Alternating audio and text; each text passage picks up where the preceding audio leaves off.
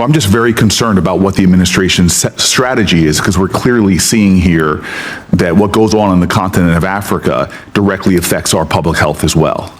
Well, first of all, I don't agree with that assessment. I mean, first of all, it's not about cutting back. As if the response here is not just how much money you spend, it's what results you're going to get. Now, let's. Well, so you're saying you did not cut early detection, Pierce. I'm not talking I'm saying that whatever you're pointing to as a cut is not the reason why there was an Ebola I'm outbreak. not connecting the two. I'm simply saying. Well, you are connecting them. You said that our cuts. Senator Rubio, I'm not trying to get in an argument with you. I would really like to actually have my questions answered. So very. Welcome back, everyone. Grab your popcorn because a heated exchange unfolded as Senator Cory Booker questioned Secretary of State Marco Rubio during a high-profile Senate hearing. What began as a tense policy discussion quickly turned into one of the most talked-about confrontations of the session. Booker pressed Rubio on several major foreign policy issues, while Rubio firmly defended the administration's position with direct responses and detailed arguments. Stay with us as we break down the full exchange and examine how this intense hearing developed from beginning to end. Thank you very much. Mr. Secretary, you and I talked a lot about Africa, and I raised concerns about a lot of the cuts. We're seeing globally an increase in tuberculosis, an increase in malaria cases. We see a continued ongoing on the continent HIV crisis, and the United States has pulled back from a lot of its investments in those areas. Now with the crisis with Ebola, we see that the challenges that have been brought about as a result of our surveillance, early detection, and the like. So I'm just very concerned about what the administration's strategy is, because we're clearly seeing here that what goes on the continent of Africa directly affects our public health as well. Well, first of all, I don't agree with that assessment. I mean, first of all, it's not about cutting back. As if the response here is not just how much money you spend, it's what results you're going to get. Now, let's talk about Ebola for a second.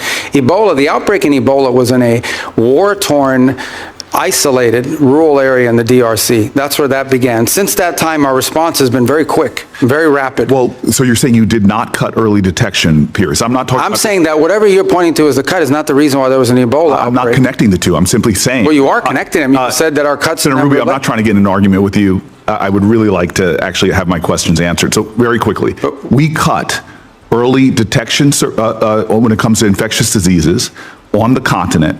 Factually, this is not an opinion. We made those cuts. We cut early warning systems on the continent. It had nothing to do with the Ebola outbreak. So I don't need to tell you, Secretary Rubio, that we're living in a place where an infectious disease crisis anywhere is a threat to public health everywhere. The United States has made major reductions in these areas that have put us more at risk. If you're talking about this clearly Ebola crisis, there's other things and other cuts we've made, and you see it factually. Even our own State Department personnel that I've talked to are saying we're less prepared for a global outbreak than we were before. And my worry is, specifically in a budget hearing, is this budget makes even deeper cuts into the kind of things that could prevent the next outbreak, or, as we've seen with unfortunately with COVID, have us more prepared. Yeah, I don't agree with that assessment. I don't know who told you that at the State Department. So just let's as an move on. example, My time is limited. I know, but that's an important question. I don't want to eat up your time, but I need to answer that because I just don't agree with that. Mr. Secretary, you can't even agree on the facts. That's not accurate. I mean, again, you look at what we've entered into. It's not accurate that we cut early detection. Because those have all been repurposed and different arrangements that we now have with these countries. As an example, I would like, for the record, because we're not going to cover it in my short time, if you're telling me we are as prepared or more prepared before the Trump administration came in, I'd like to see the facts. I think when these reforms are finalized, which we're on the verge of doing, we're actually going to be better prepared. We are responding today faster, not just to humanitarian crisis, but to outbreaks than we were before.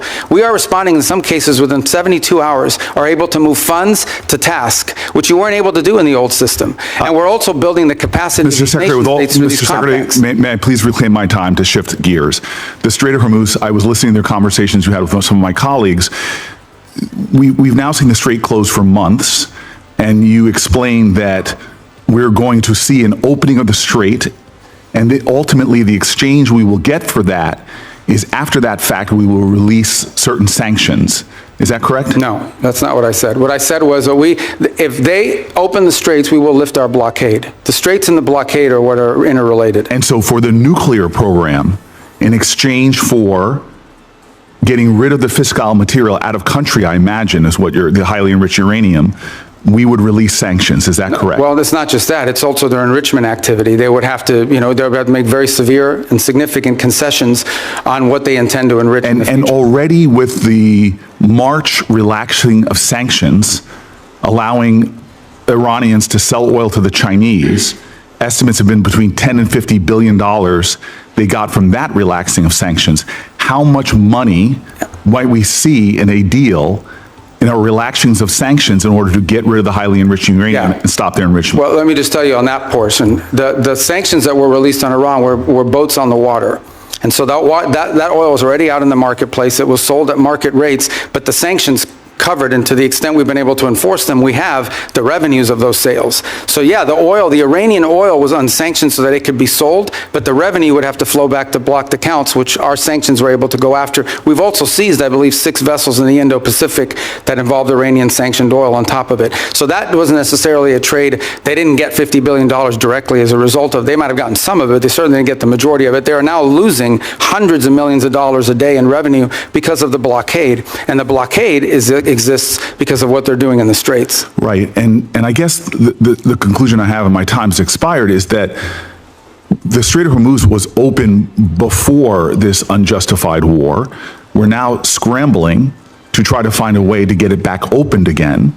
Not only is it causing economic havoc to our country and to residents all around this nation, families trying to make ends meet, but you see on top of that, the Iranians finding ways to leverage that, as we allowed them to do with the Chinese for tens of billions of dollars. And so my point is, before we even get to a nuclear negotiation, this regime is getting money to rebuild, purchase more drones, cause more havoc.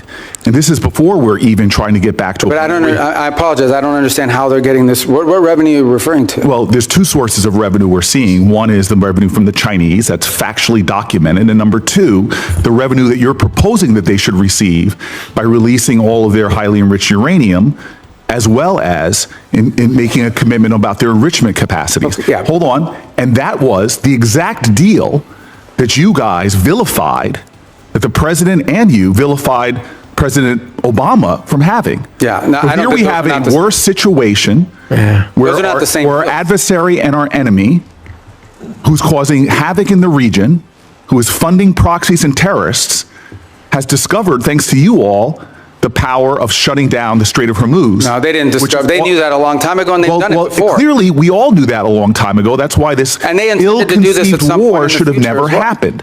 Yeah, but- you have but- made our adversary in a stronger negotiating position. We are the strongest nation on the planet Earth, and we're in a stalemate with Iran. And now we're begging to get back into a deal that you all We're not trashed begging. in the first place. There's no one begging. I don't Clearly, know. this is a Senator Booker, your time's up. But can I Senator just- Rubio, since he's I do gone want to over, you address can some of these points respond. because they go to the heart of the matter. No one's begging for anything here. The Iranians might be begging because their economy's losing hundreds of millions of dollars a day, that they are losing.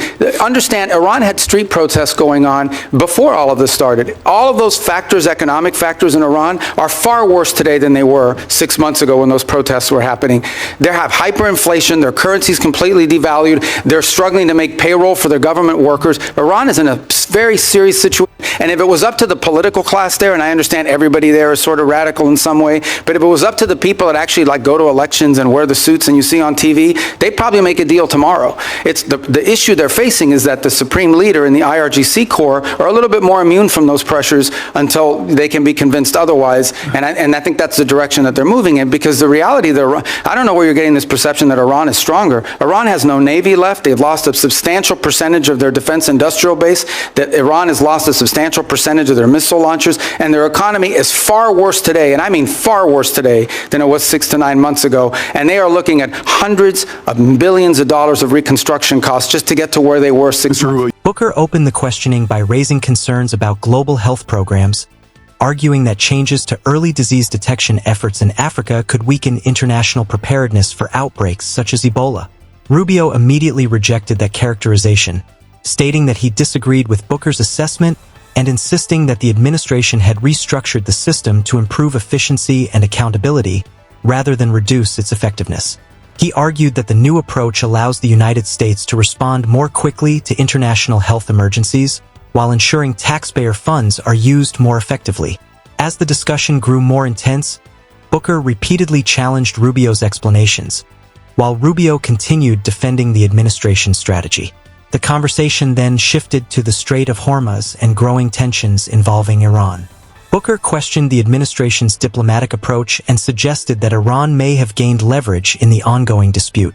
Rubio strongly disagreed, arguing that Iran continues to face serious economic and military challenges, including inflation, currency instability, and significant damage to its military capabilities.